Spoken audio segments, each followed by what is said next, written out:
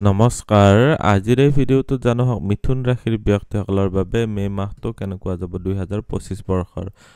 দ্বিতীয় ছ ঘ এইকেইটা আখৰেৰে মিথুন ৰাশিৰ ব্যক্তিসকলৰ নামৰ প্ৰথমটো আখৰ আৰম্ভ হয়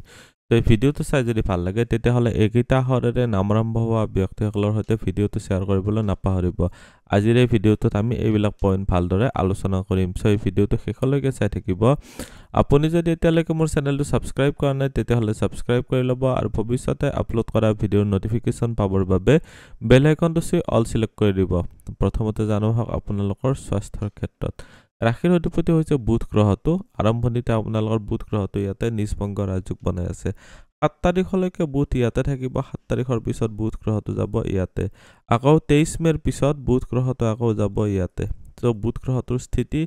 23 মে তাৰিখলৈকে বেয়া বুলি ক'ব নোৱাৰি কিন্তু 23 মে তাৰিখৰ পিছত যেহেতু ৰাশিৰ অধিপতি দ্বাদশস্থ হলে ৰোগৰ স্থানতো দৃষ্টি আহি যায় তো 23 তাৰিখৰ পিছৰ সময়ছোৱা আপোনালোকে বেছি সাৱধান হ'ব লাগিব এতিয়া যদিও নিচস্থ ৰাশিত আছে নিষ্ভংগ ৰাজযোগ বনাই আছে আৰু এটা দিগবলত আছে দিগবলত থাকিলে বুধ গ্ৰহটো তাৰমানে দশম ঘৰৰ কাৰকো হৈ যায় তো কাৰক ঘৰত থকাৰ কাৰণে বিশেষ প্ৰব্লেমেটিক নহয় আপোনালোকৰ ৰোগৰ স্থানত আপোনালোকৰ ৰাশিৰ এটা শত্ৰু গ্ৰহ ৰাশিৰ অধিপতিৰ শত্ৰু গ্ৰহ আপোনালোকৰ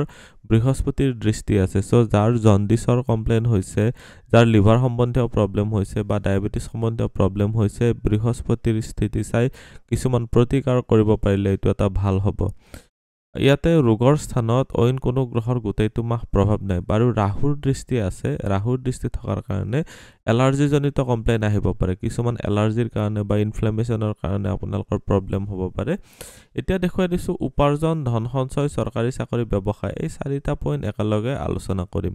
উপাৰ্জনৰ ঘৰত 15 তাৰিখলৈকে ৰবি তুংগী হৈ আছে বহুত ভাল 15 তাৰিখৰ পিছত ৰবি দ্বাদশস্থ হ'ব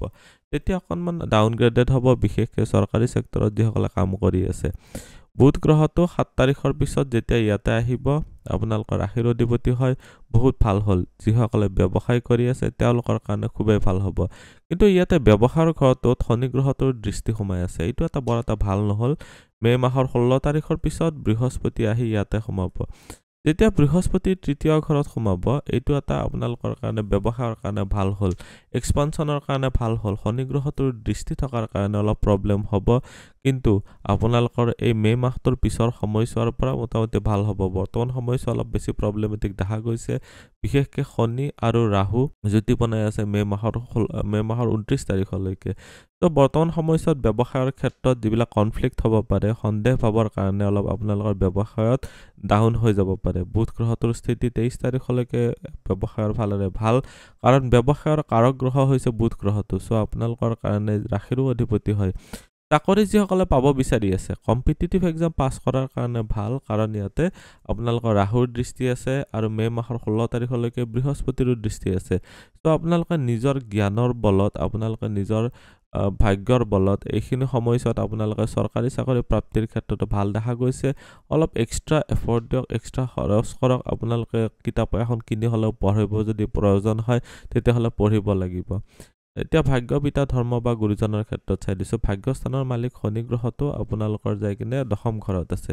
দশম ঘৰত শনিৰ স্থিতি বিশেষ ভাল কাৰণ কৰ্মস্থানৰ এটা কাৰক গ্ৰহ হয় কৰ্মকাৰক শনি গ্ৰহটোৱে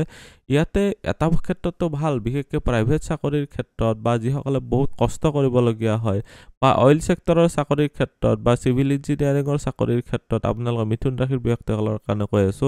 বৰ্তমান সময়ছোৱা ভালেই দেখা গৈছে এইখিনি সময়ছোৱা বেয়া নহয় আপোনালোকৰ শনি গ্ৰহটোৰ স্থিতি যেহেতু কৰ্মস্থানত আছে কৰ্মস্থানত ৱৰ্কলোড বাঢ়িব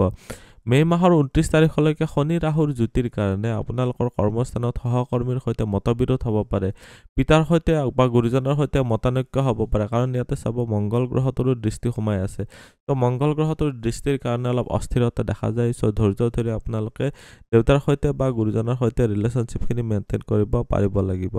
আপোনালোকৰ বৰ্তমান সময়ছোৱাত যদি চাও প্ৰেম প্ৰসংগ বা বৈবাহিক জীৱনৰ ক্ষেত্ৰত লাভ ৰিলেশনশ্বিপৰ ঘৰত ৰবিৰ দৃষ্টি 15 তাৰিখলৈকে আছে 7 তাৰিখৰ পিছত বুধ গ্ৰহটো ইয়াতে আহিব তাৰ পৰা আকৌ বুধ গ্ৰহটোৰ দৃষ্টি আহিব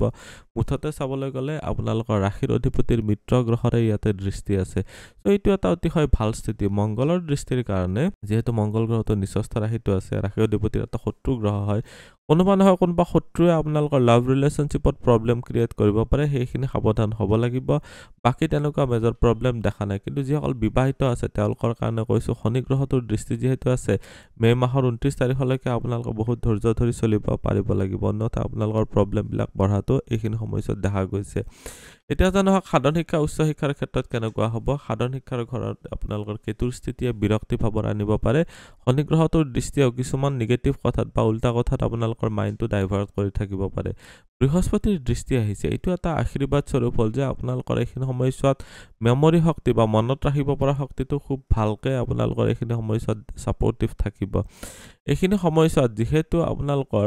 এইটো ঘৰৰ ৰাশিৰ মালিকে আপোনালোকৰ 7 তাৰিখলৈকে দৃষ্টি আছে, তাৰ পিছতো আপোনালোকৰ মিত্ৰ ৰাশিস্থ হ'ব বুধ গ্ৰহটো। চ' মুঠতে চাবলৈ গ'লে সাধাৰণ শিক্ষাৰ ক্ষেত্ৰত ভাল দেখা গৈছে। উচ্চ শিক্ষাৰ ক্ষেত্ৰত শুক্ৰ গ্ৰহটো অলৰেডি তুংগী হৈ আছে আৰু গোটেইটো মাহ ইয়াতে থাকিব। চ' এইটো এটা অতিশয় ভাল স্থিতি। ক্ৰিয়েটিভ টেলেণ্টৰ জৰিয়তে আপোনালোকৰ সন্মান প্ৰাপ্তিও হ'ব। এইখিনি সময়ছোৱাত আপোনালোকৰ উচ্চ শিক্ষাৰ ক্ষেত্ৰত ভাল দেখা গৈছে। ইনফৰমেশ্যন টেকন'লজি, কম্পিউটাৰ ৰিলেটেড ক্ষেত্ৰত যদি পঢ়ি আছে তেতিয়াহ'লে আৰু বেছি ভাল ফল দেখিবলৈ পাৰিব।